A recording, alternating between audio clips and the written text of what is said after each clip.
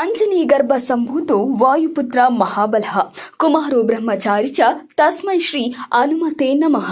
ಸ್ನೇಹಿತರೆ, ರಾಮದೂತ್ ಹನುಮಾನ್ ದಂಡ್ ಚಾನೆಲ್ಗೆ ಸ್ವಾಗತ ಸುಸ್ವಾಗತ.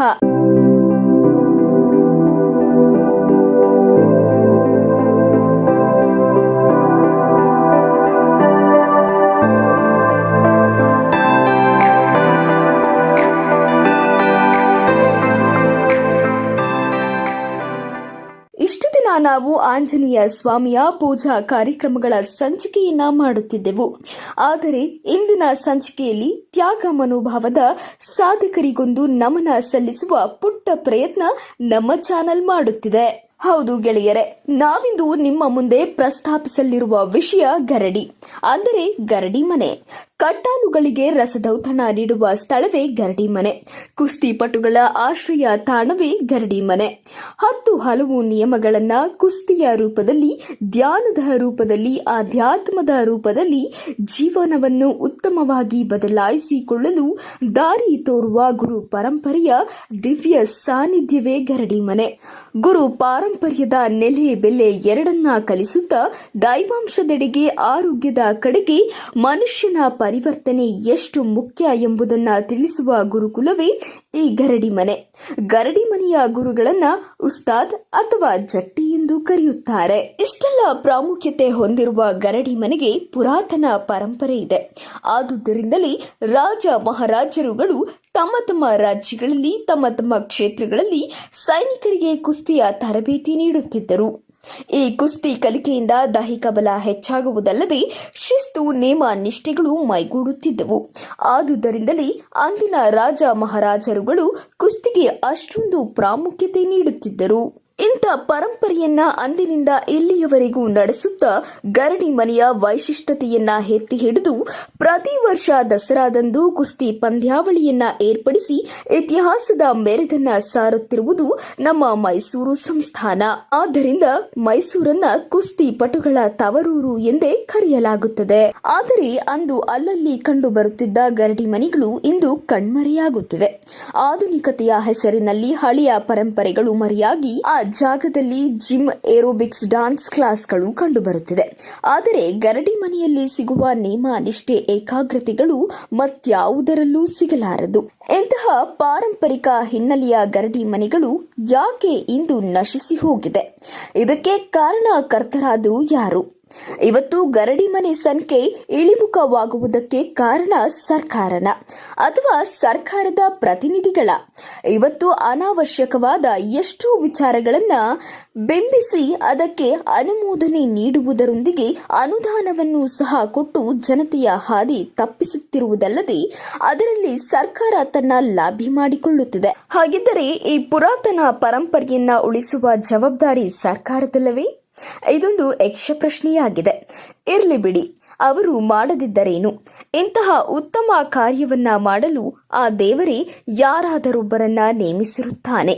ಶಿವನಿಗೆ ನಂದಿ ಇದ್ದಂತೆ ರಾಮನಿಗೆ ಹನುಮನಿದ್ದಂತೆ. ಅದೇ ರೀತಿ ಇವತ್ತು ನಾನು ಹೇಳಲು ಹೊರಟಿರುವ ವಿಚಾರ ನಮ್ಮ ಹಾಸನದ ಓರ್ವ ಮುಖ್ಯ ಜಟ್ಟಿ, ಉಸ್ತಾದ್ ಆಂಜನೇಯ ಸ್ವಾಮಿಯ ಪರಮ ಭಕ್ತ. ಏಕಲವ್ಯನಂತೆ ಗುರುವಿಲ್ಲದೆ ಆಂಜನೇಯ ಸ್ವಾಮಿಯನ್ನೇ ತನ್ನ ಗುರುವೆಂದು ಭಾವಿಸಿ ಶ್ರದ್ಧಾ ಭಕ್ತಿಯಿಂದ ಕುಸ್ತಿಯನ್ನ ಕಲಿತು ಇಂದು ನೂರಾರು ಯುವಕರಿಗೆ ಉಚಿತವಾಗಿ ಕುಸ್ತಿಯನ್ನ ಕಲಿಸುತ್ತಾ ಸನ್ಮಾರ್ಗದ ದಾರಿಯನ್ನ ತೋರುತ್ತಾ ತನ್ನದೇ ಆದ ಶೈಲಿಯಲ್ಲಿ ಗರಡಿ ಮನೆಯನ್ನ ನಿರ್ವಹಿಸುತ್ತಾ ಪ್ರತಿದಿನ ಆಂಜನೇಯ ಸ್ವಾಮಿಯ ಧ್ಯಾನ ಮಾಡುತ್ತಾ ಸಾವಿರಾರು ಬಾರಿ ಹನುಮಾನ್ ಚಾಲೀಸ್ ಪಠಿಸುತ್ತಾ ಸಾವಿರಾರು ಬಾರಿ ಶ್ರೀರಾಮನಾಮ ಮಂತ್ರವನ್ನ ಪಠಿಸುತ್ತಾ ತನ್ನದೇ ಆದ ರೀತಿಯಲ್ಲಿ ಶ್ರೀ ಆಂಜನೇಯ ಸ್ವಾಮಿಯ ಪ್ರೇರಣೆಯಿಂದ ಸಿದ್ಧಿಯನ್ನ ಪಡೆದು ಇವತ್ತಿಗೆ ಜಟ್ಟಿ ಅಥವಾ ಉಸ್ತಾದ್ ಆಗಿ ಬೆಳೆದು ನಿಂತ ಎಲೆಮರೆಕಾಯಿಯಂತಿರುವ ಹಾಸನದ ಗರಡಿ ಮನೆ ಹರೀಶಣ್ಣನ ಬಗ್ಗೆ ಹೇಳಲೇಬೇಕು. ಪ್ರಿಯ ವೀಕ್ಷಕರೇ, ನಾನೀಗ ಹೇಳಲು ಹೊರಟಿರುವುದು ಹಾಸನದ ಗರಡಿ ಮನೆಯ ಬಗ್ಗೆ. ಈ ಗರಡಿ ಮನೆಗೆ ಯಾವುದೇ ಅನುದಾನಗಳಿಲ್ಲ. ನಗರಸಭಾ ವ್ಯಾಪ್ತಿಯಲ್ಲಿದ್ದರೂ ಕರೆಂಟ್ ಸಹ ಉಚಿತವಲ್ಲ. ಕುಸ್ತಿಪಟುಗಳಿಗೆ ಆಹಾರದ ವ್ಯವಸ್ಥೆ ಇಲ್ಲ. ಈ ಎಲ್ಲ ಸಮಸ್ಯೆಗಳನ್ನ ತನ್ನ ಹೆಗಲ ಮೇಲೆ ಹೊತ್ತು ಏಕಲವ್ಯನಂತೆ ಏಕಾಂಗಿಯಾಗಿ ನಿಂತು 15 ವರ್ಷಗಳ ಕಾಲ ನಿರಂತರವಾಗಿ ಹೋರಾಡುತ್ತಾ ಸತತ ಪರಿಶ್ರಮದಿಂದ ಇಂದು ನೂರಾರು ಮಕ್ಕಳಿಗೆ, ನೂರಾರು ಯುವಕರಿಗೆ ದಾರಿದೀಪವಾಗಿರುವ ಗರಡಿಮನೆ ಹರೀಶಣ್ಣನ ಯಶೋಗಾಥೆಯನ್ನ ನಿಮಗೆಲ್ಲ ಹೇಳಲೇಬೇಕು. ಏಕೆಂದರೆ ಈ ಸಾಧನೆಯ ಹಿಂದಿನ ಶ್ರಮವನ್ನ ನೀವೆಲ್ಲ ತಿಳಿದುಕೊಳ್ಳಲೇಬೇಕು. ಹೌದು, ಗರಡಿಮನೆಯ ಪರಂಪರೆಯನ್ನ ಎತ್ತಿ ಹಿಡಿಯಬೇಕು, ನಮ್ಮ ಸನಾತನ ಧರ್ಮಕ್ಕೆ ಭದ್ರ ಬುನಾದಿಯನ್ನ ಹಾಕಬೇಕು ಅನ್ನೋ ಪಣವನ್ನ ತೊಟ್ಟು ನಮ್ಮ ಧಾರ್ಮಿಕ ಪರಂಪರೆಯನ್ನ ಉಳಿಸಿ ಬೆಳೆಸುವ ಕನಸನ್ನ ಹೊತ್ತು ಹೋರಾಟಕ್ಕೇನೋ ಮುಂದಾದರು. ಆದರೆ ಏನು ಮಾಡಬೇಕು, ಯಾರನ್ನ ಕೇಳಬೇಕು, ಎಲ್ಲಿಗೆ ಹೋಗಬೇಕು ಅನ್ನೋದು ಗೊತ್ತಾಗದೆ ಗರಡಿಮನೆ ಹರೀಶಣ್ಣ ವಿಚಲಿತರಾಗಿ ಹೋದರು. ದಿಕ್ಕೆ ತೋಚದಂತಾದಾಗ ಅವರು ಮೊರೆ ಹೋಗಿದ್ದು ಮುಖ್ಯ ಪ್ರಾಣ ಶ್ರೀ ವೀರಾಂಜನೇಯ ಸ್ವಾಮಿಗೆ.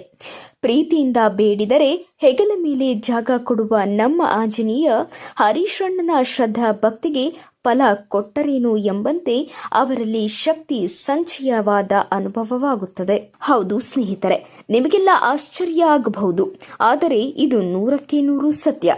ಕಲ್ಪನೆಗೂ ನಿಲುಕದ ವಿಜ್ಞಾನವನ್ನು ಮೀರಿದ ಅದೆಷ್ಟೋ ವಿಷಯಗಳು ಇಂದು ನಮ್ಮ ಮುಂದೆ ಜ್ವಲಂತ ನಿದರ್ಶನಗಳಾಗಿ ನಿಂತಿವೆ.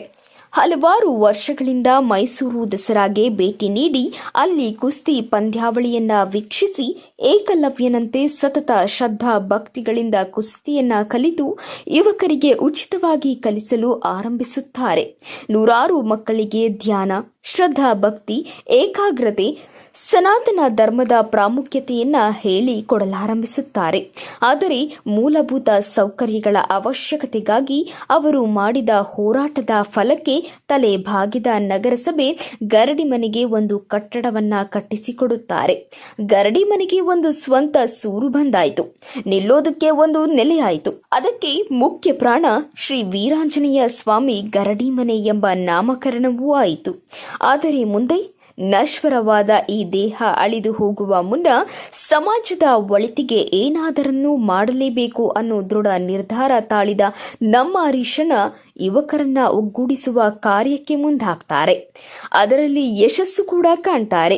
ಆ ಸಮಯದಲ್ಲಿ ಅವರ ಕೈ ಹಿಡಿದಿದ್ದೇ ಅವರು ಕಲಿತ ಕುಸ್ತಿ. ಇಂದಿಗೂ ನೂರಾರು ಜನ ತಮ್ಮ ಸಮಸ್ಯೆಗಳನ್ನ ಹೊತ್ತು ಹರೀಶಣ್ಣನ ಬಳಿ ಬರುತ್ತಾರೆ.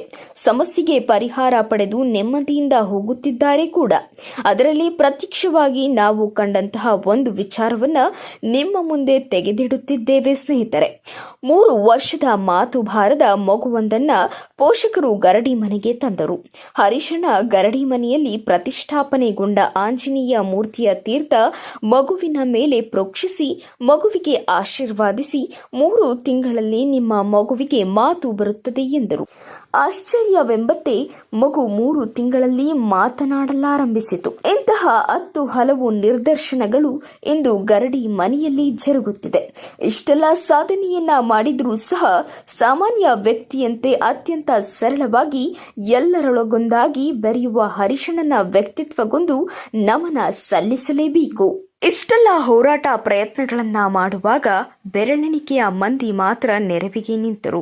ಅವರಲ್ಲಿ ಮುಖ್ಯವಾಗಿ ಗರಡಿಮನೆಗೆ ಬೆನ್ನೆಲುಬಾಗಿ ನಿಂತು ಸಹಾಯ ಹಸ್ತ ಚಾಚಿದವರು ನಮ್ಮ ಹಾಸನ ನಗರದ ಪಿಕ್ಚರ್ ಪ್ಯಾಲೇಸ್ನ ಮಾಲೀಕರಾದ ಗುರುಪ್ರಸಾದ್ ಹಾಗೂ ಕಿರಣ್ ಮತ್ತಿತರರು ಬೆರಳೆಣಿಕೆಯ ಮಂದಿ ಸಹಾಯ ಹಸ್ತ ಚಾಚಿದ್ದಾರೆ. ಇವರೆಲ್ಲರೂ ಅಂದಿನಿಂದ ಇಂದಿನವರೆಗೂ ಗರಡಿಮನೆಗೆ ಬೆನ್ನೆಲುಬಾಗಿ ನಿಂತಿದ್ದಾರೆ. ಇನ್ನು ಮುಂದೆ ಹೇಳುವುದಾದ್ರೆ ಗರಡಿಮನೆಯಲ್ಲಿ ಕುಸ್ತಿಯ ತರಬೇತಿಗಾಗಿ ಅಖಾಡ ನಿರ್ಮಿಸಲಾಗಿದೆ. ಈ ಅಖಾಡದಲ್ಲಿ ಮಟ್ಟಿ ಅಂದರೆ ಮಣ್ಣಿಗೆ ರೋಗ ನಿರೋಧಕ ಔಷಧಿಗಳನ್ನು ಸೇರಿಸಲಾಗಿದೆ.